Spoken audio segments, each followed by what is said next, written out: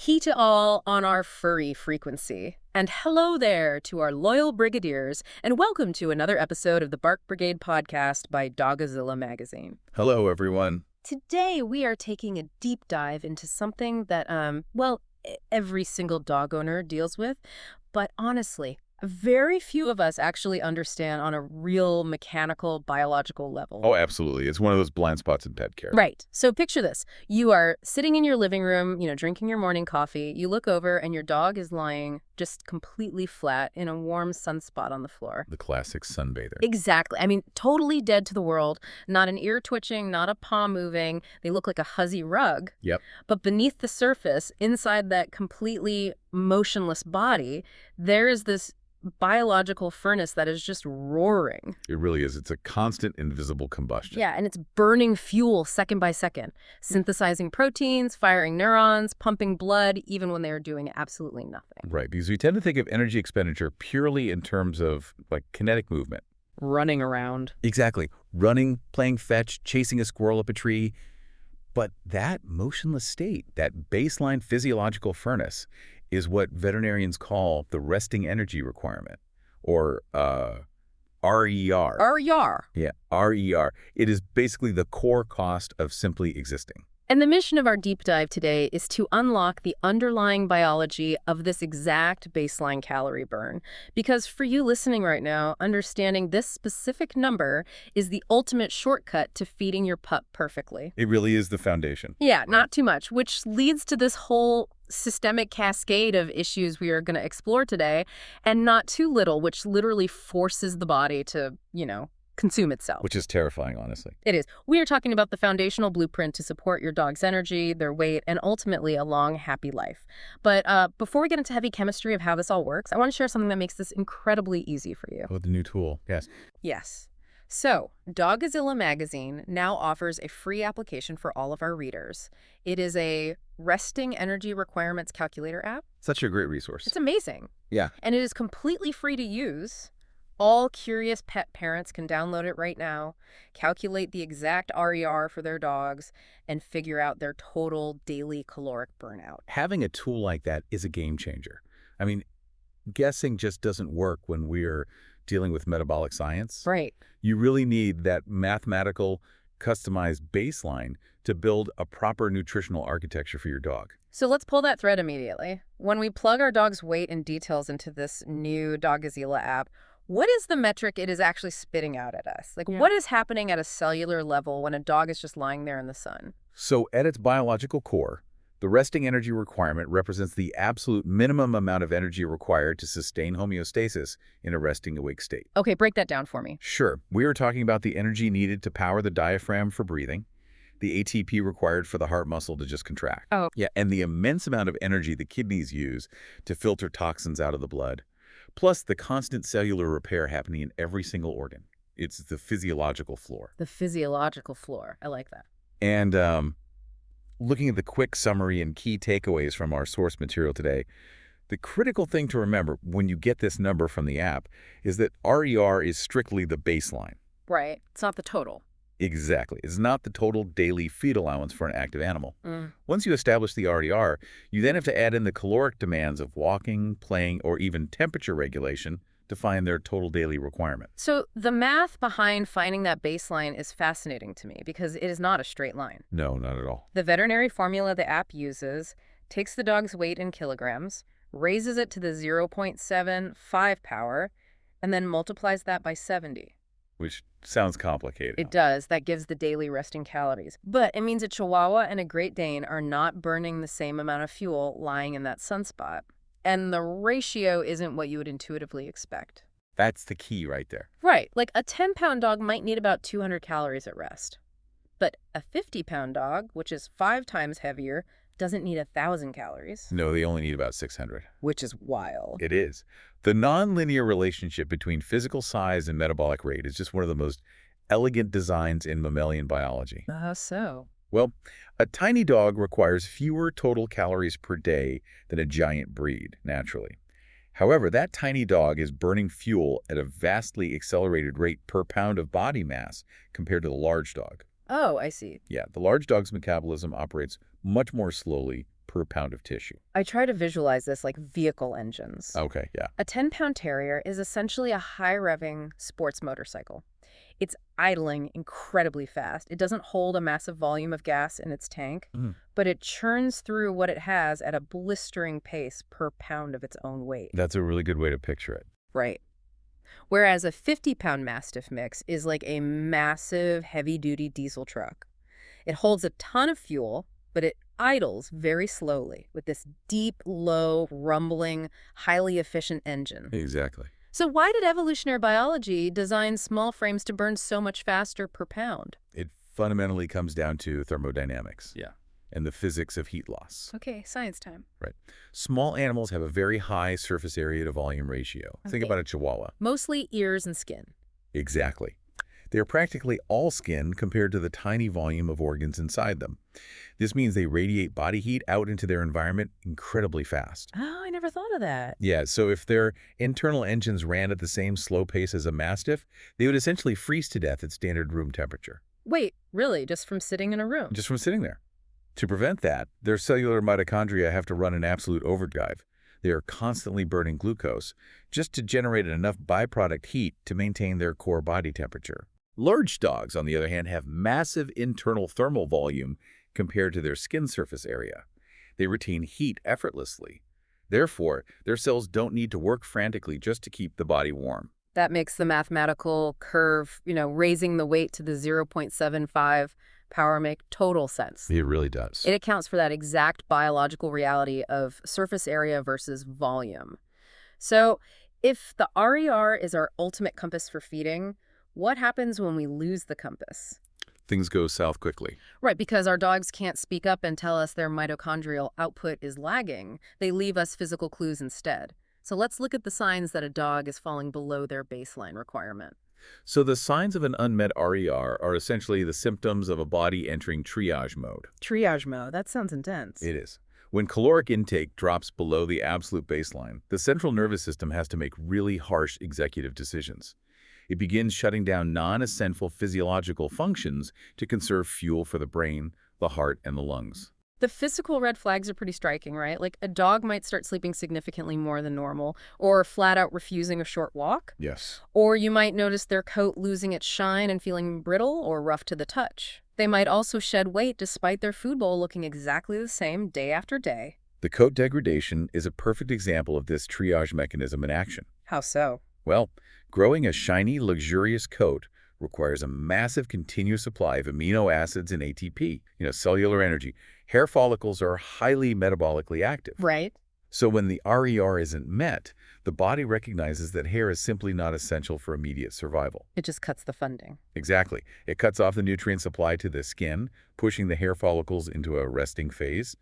The existing hair becomes brittle, loses its lipid coating, and the coat looks dull. Oh, wow. Similarly, the refusal to walk is the body mechanically throttling down kinetic energy output to protect internal organs. And if an owner sees these signs, the lethargy, the rough coat, the weight loss, but they haven't changed the dog's food portion at all, that points to a hidden variable hijacking the calories, right? Okay, absolutely. If the caloric input has remained perfectly stable, but the dog is exhibiting signs of starvation, it means their internal furnace has suddenly spiked in its demand. Like an illness. Usually an immune response, yeah. If a dog contracts a parasite, those organisms are literally stealing nutrients from the gastrointestinal tract. Ugh, gross. That makes sense. Or, alternatively, if a dog is fighting off an infection or dealing with chronic pain from something like osteoarthritis, their inflammatory response goes into overdrive. And inflammation burns calories. Inflammation is incredibly metabolically expensive. The immune system requires immense amounts of calories to produce white blood cells and repair tissue, which artificially inflates their resting burn rate far above the standard math. That covers the deficit side of the equation. But let's look at the surplus side, which is undeniably the more common trap we fall into as pet parents. Oh, for sure. We love to feed them. We want to show our dogs love, so we feed them a little extra. How can we physically determine if we are consistently overshooting their RER and overfeeding them? There are two very reliable tactile tests that every owner should perform weekly. Okay, let's hear them. The first is the rib test. When you place a flat hand against your dog's rib cage, you should be able to feel the individual ribs with only a very slight gentle pressure. Like feeling the bones on the back of your hand? Sort of, yes. But if you have to push firmly through a thick, squishy layer of adipose tissue fat just to find the bone structure, the caloric intake is too high. And the visual counterpart to that is the waist dip test, right? Yes. When you stand above your dog and look down at their back, you should see a distinct tapering at the waist, right behind the rib cage and before the hips. If their torso looks like a uniform cylinder, or worse, if the sides bow outward like a barrel, the math is way off. Definitely. And we also see behavioral compensations for overfeeding. Like what? A dog carrying excess weight will pant excessively and tire quickly during mild exertion. Their cardiovascular system is straining to pump blood through all that extra adipose tissue, and the sheer mechanical effort of moving a heavier frame overwhelms their aerobic capacity. Okay, we need to dive into a biological reality that is slightly gross, highly fascinating, and arguably the most important diagnostic tool a pet owner has. Ah, yes. We need to talk about the gastrointestinal consequences of overfeeding. The poop factor. The stool is the ultimate window into the efficiency of the digestive tract. I think the prevailing assumption is that if you feed a dog an extra cup of kibble, their body quietly processes every single piece of kibble, extracts the calories, and neatly stores the excess energy as fat. That's what most people think, yes. But the biology doesn't actually work that cleanly, does it? Not at all. Digestion is a highly orchestrated chemical process, and there is a hard physical limit to what the gastrointestinal tract can process at any given time. What bottlenecks? Yes. When you flood the stomach and small intestine with a volume of food that vastly exceeds the dog's baseline requirements, you overwhelm the enzymatic capacity of the pancreas and the absorptive capacity of the intestinal lining. So the physical results of this overload are incredibly specific. Stool from an overfed dog often becomes soft, slick, and strangely pale. Very pale, yeah. It can even leave a greasy smear on the grass. The odor becomes intensely pungent, far worse than normal. And the actual physical volume of the waste is unusually large. So wait, let me get this straight. The body isn't just turning it all into fat, it's actively rejecting the unprocessed excess. That is the exact mechanism at play. When you overfeed, the sheer volume of material forces the digestive transit time to speed up. It rushes it through. Exactly. The food moves through the small intestine too quickly. The pancreas releases enzymes like lipase to break down fats and proteases to break down proteins, but they just don't have enough time to do their job. Wow. Because the fats aren't emulsified and absorbed, they pass right through, resulting in a condition called steatorrhea, which is that pale, greasy, slick stool that leaves a film on the grass. Okay, and the terrible smell, where does that come from? The smell comes from the undigested proteins. Since the small intestine couldn't absorb them, those raw proteins hit the large intestine where millions of gut bacteria just feast on them. Oh, no. Oh, yes. This bacterial fermentation produces noxious gases like hydrogen sulfide. It is literally the smell of putrefaction happening in the lower gut, That is disgusting. but fascinating. And because so much physical matter bypassed the absorption phase entirely, the piles in the backyard become abnormally huge. Right. But the brilliant thing is that the moment you recalibrate the food volume to match the resting energy requirement, the transit time slows down, the enzymes catch up, and the stool naturally firms up, darkens, and loses that aggressive odor. Which brings up a critical layer to this entire discussion. Establishing the perfect mathematical daily total is only half the battle. Delivering those calories to the gut at the wrong intervals can completely destabilize a dog's physiology. Timing is everything. We have to look at the clockwork of calories, starting with the unique needs of small breeds. Why do toy breeds absolutely require their daily RER to be divided into multiple, spaced-out meals? It circles back to our earlier discussion about their rapid, high-revving metabolism and their thermodynamic vulnerability. The tiny motorcycles. Right. Small dogs have physically small gastrointestinal tracts, which caps the volume of food they can process in a single sitting. But more importantly, they have very limited hepatic glycogen storage. Hepatic glycogen storage, okay, meaning the emergency sugar reserves stored in the liver, right? Correct. The brain requires a constant, uninterrupted supply of glucose to function. When a dog eats, blood sugar rises, and the excess is stored in the liver as glycogen. Between meals, the liver releases its stored sugar to keep the brain happy. But a toy breed's liver is tiny, and their metabolic burn rate is massive.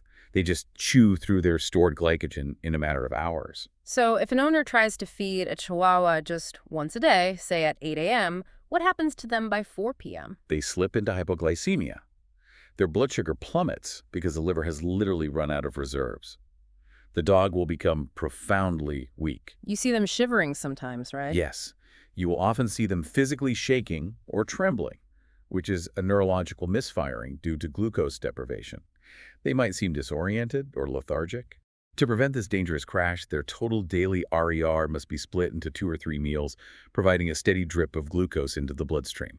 I picture a small dog's metabolism like an older smartphone with a severely degraded battery. Oh, that's good. You can't just charge it to 100% in the morning and confidently leave the house for the day. If you don't constantly plug it into a charger for little top-ups every few hours, it will unexpectedly shut down by mid-afternoon. That is a brilliant analogy for hypoglycemia. Now, if we look at a large breed dog, the biological hardware is completely different. Right. A big dog is like a brand new high-end laptop with a massive internal battery.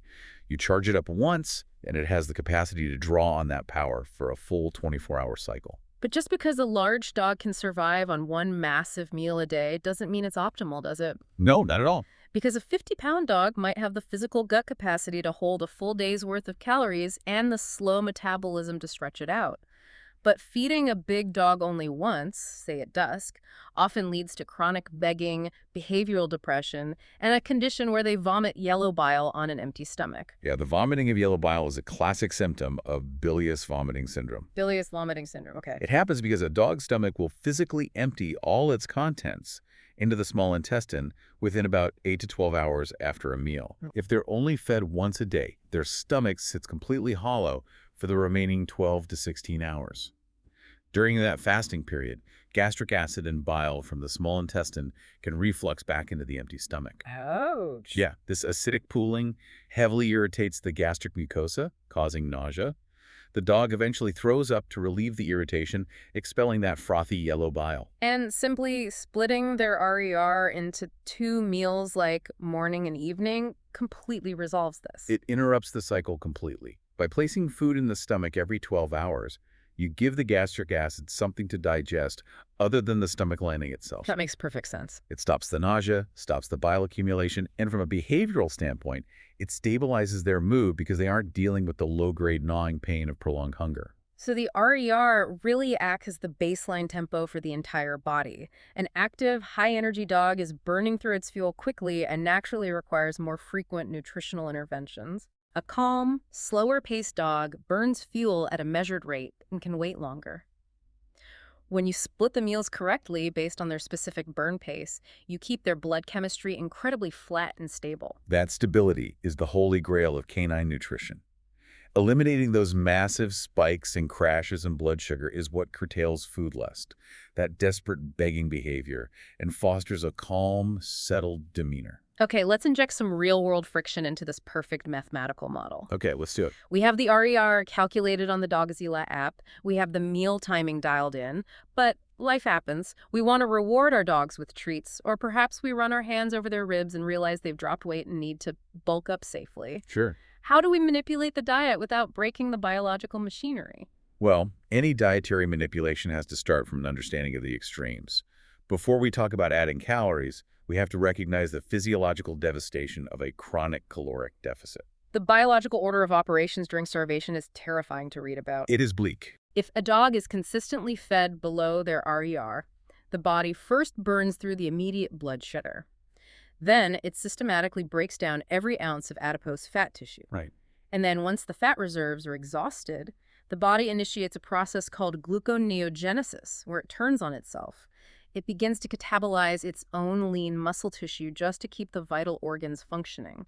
The body is essentially cannibalizing its structural proteins just to pay the resting energy debt. Wow.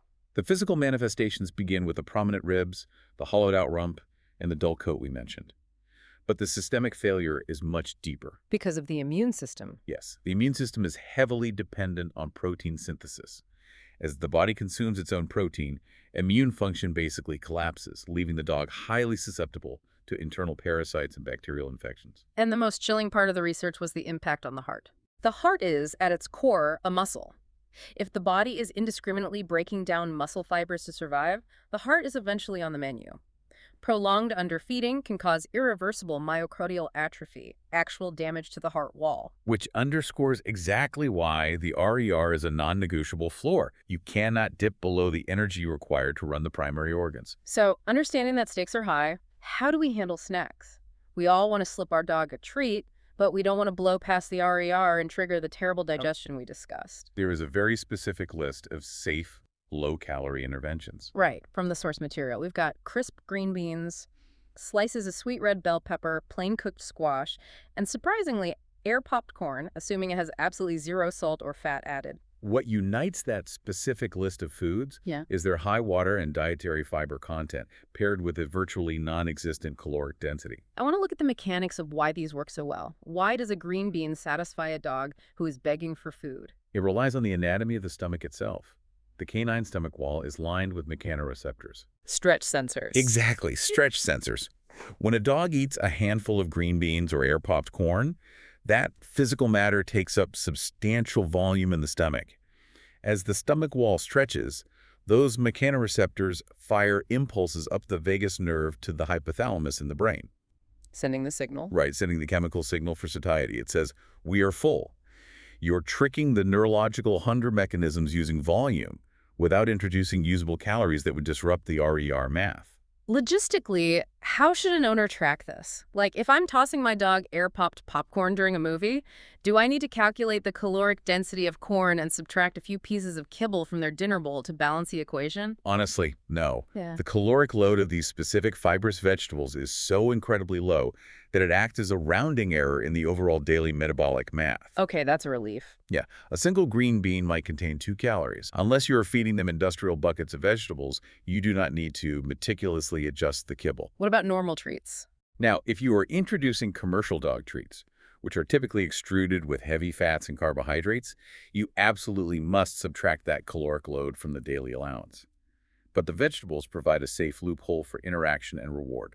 On the flip side, what if the rib test reveals the dog is too thin? You want them to gain weight, but you just told us that dumping an extra pound of food into the bowl will overwhelm the pancreas and cause greasy stool. Right, you can't just double the portions. So how do we use the RER to help a dog gain weight safely? Safe weight gain requires a highly methodical approach. Your baseline RER is your anchor. You do not stray far from it quickly. You introduce dense caloric additions in very small, calculated increments. Some of the most effective additions for this are integrating a high-fat, high-meat wet food, mixing in a small amount of lean ground beef, or adding a whole cooked egg, specifically including the yolk. The whole egg is an absolute powerhouse for safe weight gain. Why is that? The egg white provide highly bioavailable amino acids to rebuild any lost lean muscle tissue, while the yolk delivers dense, healthy lipids fats that provide a massive energy surplus in a very small physical volume. So it doesn't stretch the stomach. Exactly. This prevents the stomach from being stretched and overwhelmed. But the golden rule here is monitoring. You must check their weight weekly. The goal is slow, structural gain, allowing the body to build healthy tissue rather than rapidly depositing visceral fat around the organs. This brings us to a scenario that induces pure panic in any pet owner. I know what you're going to say. You have the RER calculated perfectly, you have the timing down, you've even mixed in a bit of warm egg. You set the bowl down, and your dog sniffs it, turns around, and walks away. The hunger strike. It is incredibly distressing. Yeah. But understanding the evolutionary biology behind the refusal can stop owners from spiraling into anxiety. Right. Why do healthy dogs suddenly refuse food? Stress is a maybe factor, whether from a change in environment or a loud thunderstorm. Dental pain is another highly practical reason. Oh, absolutely. If crunching kibble sends a sharp pain through an infected tooth root, they will simply stop chewing.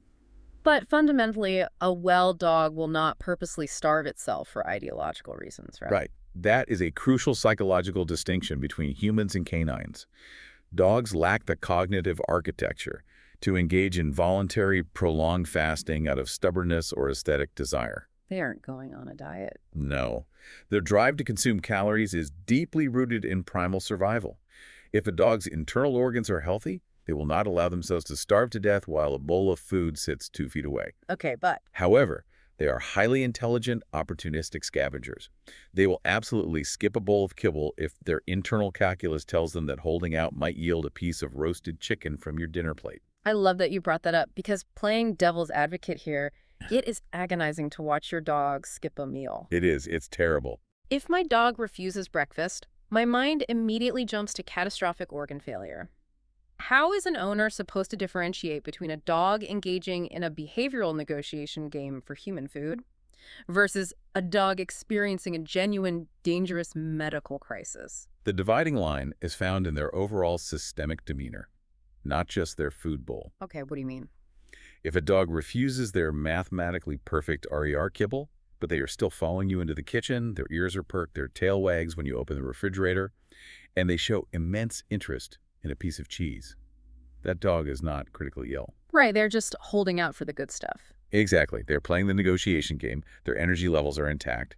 But if a dog refuses food and concurrently becomes lethargic, hides under furniture, hunches their back, which is a classic sign of abdominal pain, or becomes unresponsive to their leash or favorite toys, that points directly to an underlying pathology. And the clock on that fasting window ticks at very different speeds depending on the size of the animal. We established that toy breeds have incredibly weak glycogen reserves in their liver. Very weak. If a small dog skips meals for more than 24 hours, it is a medical emergency. They simply lack the biological battery to weather a fast without crashing into severe hypoglycemia. Exactly right. A large, robust adult dog has enough adipose tissue and glycogen reserves to bridge a short gap safely. But even for a massive dog, 3 consecutive days of total food refusal is the absolute red line where veterinary intervention is mandatory. Because even when they are refusing food, the biological furnace doesn't turn off. The body continues to burn its resting energy requirement just to keep the heart beating. The fuel is still being consumed. Yes. And compounding the issue, dogs get a significant portion of their daily hydration directly from the moisture in their food. Eating physically triggers the thirst response. When they stop eating, they usually stop drinking, leading to rapid, dangerous dehydration that exacerbates the weakness. And dehydration shrinks blood volume, which forces the heart to work harder, which in turn burns even more calories.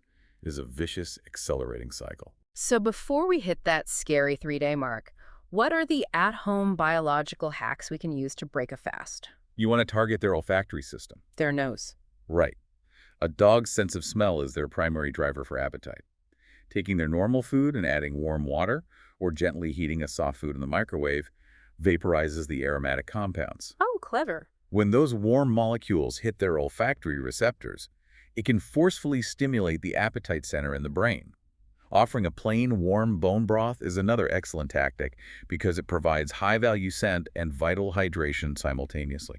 And if those behavioral tricks fail, the vet has a specific intervention.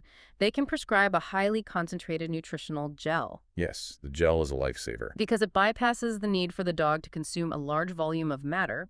It delivers dense, raw caloric fuel directly into the system to artificially meet the RER and keep the organs functioning while the veterinarian runs diagnostics to find the underlying issue. Exactly, it buys you time. Okay, let's pivot to something truly mind-blowing. Just when you think you have the mathematical formula of weight to the 0.75 power completely mastered, modern scientific research comes along and introduces profound biological variables. It always does. The cutting edge of resting metabolic rate science is proving that not all pounds of flesh burn fuel the same way. Right. The blanket mathematical formula is an incredible starting point, but we are now learning how heavily genetics, muscle fiber composition, and endocrine hormones dictate the actual resting burn rate. Let's look at breed variance because the contrast is staggering. If you look at a greyhound, a sleek aerodynamic sighthound built for blistering speed, and you look at a stocky muscular boxer, you would intuitively assume the greyhound has a wildly faster resting metabolism. You would, but the science shows a thin sighthound actually burns fewer calories at rest than a brisk boxer. Let's unpack the biology of how that is physically possible. It basically comes down to muscle tonus. Muscle tonus. Yeah, the baseline tension of muscle fibers at rest, and the evolutionary purpose of the breed. Sighthounds are designed to be biological bullets. They possess an abundance of type 2 fast-twitch muscle fibers for explosive sprinting. Right. But to facilitate those massive bursts of kinetic energy, their genetics demand absolute profound relaxation when they aren't running. Their nervous system dials their resting muscle tension down to almost zero to conserve ATP, They are physiological couch potatoes. That is hilarious. But the boxer? A boxer, conversely, carries very dense muscle mass, and their neurological baseline is wired tightly. Their muscles maintain a constant low-grade tension, a readiness to spring into action even when they're just standing in the kitchen. Wow. That constant muscle tension requires a steady stream of calories, meaning their RER is significantly higher than the greyhounds, despite outward appearances. That perfectly explains sled dogs as well. Sled dogs are capable of running hundreds of miles on incredibly low caloric fuel because they possess hyper-efficient cellular mitochondria. Oh. They've been selectively bred to extract the maximum amount of kinetic energy from every single lipid molecule. It's literal biological gas mileage. That's exactly what it is. Yeah. And age plays a massive role, too. Oh, sure. Puppies versus seniors? Right. Puppies have an astronomical RER because they're actively synthesizing new bone density and neurological tissue from scratch. Senior dogs experience a drop in overall metabolic rate, but their protein requirements shift because they need specific amino acids to slow the inevitable loss of lean muscle mass. But the single most jarring metabolic shift a dog will ever experience, and the one that catches almost every owner off guard, is the endocrine shift following a spay or neuter procedure. Oh, the fix factor. Yes, the fix factor. Removing a dog's reproductive organs drops their resting energy requirement by a staggering 20%, a 1/5 immediate reduction in their baseline caloric need. This is the exact moment so many dogs inadvertently start on the path to obesity. Why does it drop so much? The reproductive hormones, estrogen and testosterone, play a massive role in regulating energy expenditure. Estrogen in particular acts as a mild appetite suppressant and actively stimulates metabolic pathways. Okay, so take that away. When you surgically remove the organs producing those hormones, the internal furnace instantly cools down. If an owner brings their dog home from a spay surgery and continues feeding them the exact same cup of kibble they did the week before, they are suddenly overfeeding their dog by 20% every single day. And the way scientists definitively proved this 20% drop is straight out of a science fiction novel. They utilized something called a sealed room test. Walk us through the mechanics of how putting a dog in a sealed box measures calories. It is a process known as indirect calorimetry, and it is a marvel of physiological measurement. I am mind blown by this. The dog is placed in a comfortable, climate-controlled, entirely airtight chamber. They simply lie down and sleep. Scientists then measure the exact volume of oxygen the dog inhales and the exact volume of carbon dioxide the dog exhales. But how does measuring breath correlate to measuring calories burned in the stomach? Because of cellular respiration. At a cellular level, every single molecule of glucose or fat that the body burns for energy requires a highly specific number of oxygen molecules to break it apart in the mitochondria. Okay. And it produces a specific number of carbon dioxide molecules as exhaust. By meticulously tracking the gas exchange happening in the dog's lungs, scientists can run a chemical equation to determine exactly how many molecules of fat or sugar were oxidized in the dog's cells in real time. That is absolutely incredible. They are literally watching the internal combustion engine exhaust. Yeah, exactly. And what these indirect calorimetry tests revealed completely changed the math.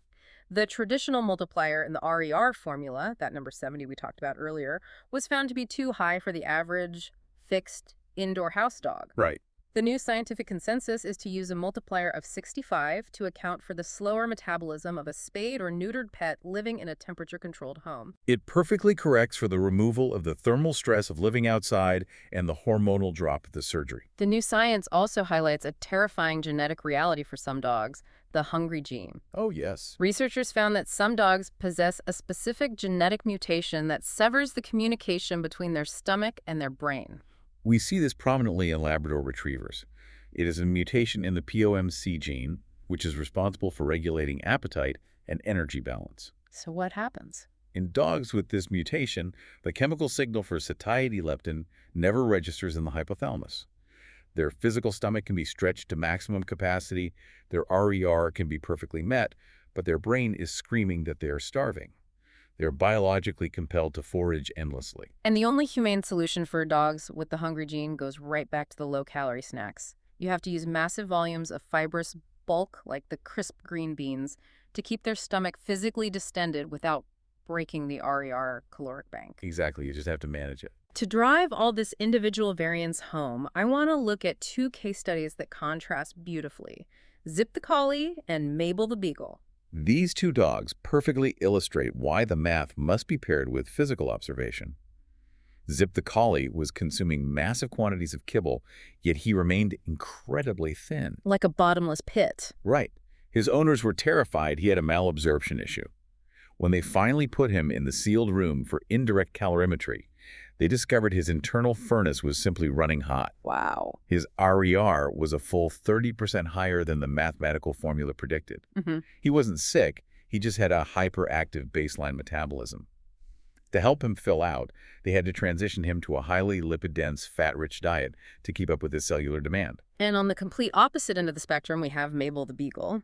Mabel was getting uncomfortably plump on what looked like a completely normal standard cup of food. Yes. But her rest lead was naturally very low. She was a spayed female, living a very calm, relaxed indoor life. Her cellular engine was sipping fuel, not guzzling it. By making just a small, calculated cut in her daily food volume, she slimmed down, lost the extra adipose tissue, and her kinetic energy levels skyrocketed because she wasn't hauling around unnecessary weight. Zip and Mabel prove that while the mathematical formula is the foundational architecture, you must always observe the biological reality of the animal standing in front of you.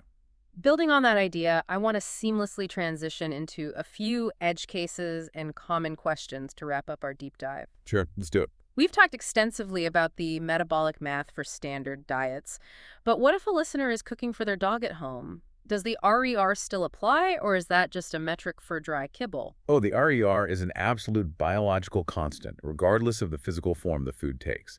Whether it is extruded dry kibble, raw meat, or a home-cooked chicken and rice stew, the dog's cellular requirement remains exactly the same. Okay, good to know. In fact, utilizing the RER is arguably more critical when cooking at home because you don't have a standardized calorie count printed on the side of a bag. That's a huge point. You must work with a veterinary nutritionist to calculate the exact caloric density of the chicken, the rice, and the oils you use, and meticulously weigh every single component on a gram scale to ensure the total bowl matches the dog's RER. You can't just guess. No. Yeah. You cannot just eyeball a scoop of ingredients. Doing so virtually guarantees you will either induce starvation or trigger obesity. Let's push on the medical side again. We mentioned Zip the collie, who was just naturally running hot. But what if an abnormally high RER isn't genetic? What metabolic hijackers can artificially drive up the demand for fuel? The primary culprit in canine medicine is hyperthyroidism, an overactive thyroid gland. Okay. The thyroid produces hormones that directly regulate the speed of cellular metabolism. If a tumor or dysfunction causes the thyroid to flood the system with these hormones, the metabolic dial is turned up to maximum. Every cell in the body starts burning fuel at a frantic pace. And cancer does something similar, right? Yes, certain aggressive cancers also consume massive amounts of glucose to fuel their rapid cell division. If your dog is ravenously eating huge loads of food but remaining remarkably thin or losing weight, that is a glaring, sirens blaring signal to see a vet immediately to run blood panels and rule out these systemic hijackers. Another technical distinction that often confuses people is the difference between RER and BMR. We hear about basal metabolic rate all the time in human fitness. Is BMR the same thing we are calculating with the dog app? They measure the same underlying concept, but with a critical practical distinction. Okay. Measuring true basal metabolic rate BMR requires impossibly strict parameters. The subject must be in a completely fasted state for a long period, situated in a perfectly thermoneutral environment where they expend zero energy on temperature regulation, and they must be in a state of deep unconscious sleep. It is a purely clinical metric. Our resting energy requirement is what veterinarians actually use in practice because it measures the dog resting calmly and quietly but fully awake and living a normal daily life. RER is the functional, actionable number for meal planning. And as a final pro tip for our listeners using the Dogzilla app today, we know the calculator gives us a fantastic, mathematically sound starting point. But it cannot see if your specific dog is a greyhound or a boxer. It can't see their muscle tension. What is the golden rule for bridging the gap between the app's math and the dog's reality? The golden rule is micro-adjustments. You use the calculator to establish your exact baseline. Right. Then you spend 2 weeks observing the dog using the rib test and the waist dip test. Right. If they are losing their waistline or if the ribs feel too buried, you do not slash their food in half. You tweak the daily caloric total up or down by exactly 1/10 10%. Tweak by 1/10. It gives you a highly controlled, scientifically safe margin to experiment with, preventing those massive caloric swings that overwhelm the pancreas and ruin digestion. Precisely. Mm. It respects the biology while acknowledging the individuality of the dog. We have unpacked the thermodynamics of body size, the gastrointestinal cascade of overfeeding, the neurology of hypoglycemia, and the absolute marvel of indirect calorimetry. As we bring this deep dive into canine biology to a close, what is the final thought you want to leave our listeners pondering today? Well, if we step back and look at the sheer biological reactivity we've just discussed, if a dog's base metabolic burn is this incredibly sensitive, Yeah. if it shifts this dramatically based on their muscle fiber type, their age, whether they've had a minor hormone-altering surgery, and whether they live a calm indoor life versus an active outdoor one, it begs a very profound question about ourselves. Oh, I see where you're going. How much is our own human resting energy requirement silently shifting right under our noses year after year while we stubbornly cling to the exact same dietary habits and portion sizes for decades? Oh, wow. That really forces you to reevaluate the biological reality of the next dinner plate you sit down to. Thank you for listening to your Brigadiers, and if you have any questions, visit the source article on Doggozilla magazine at doggozilla.com. That was all for this episode, and until the next time, bye to all listeners of the Bark Brigade podcast.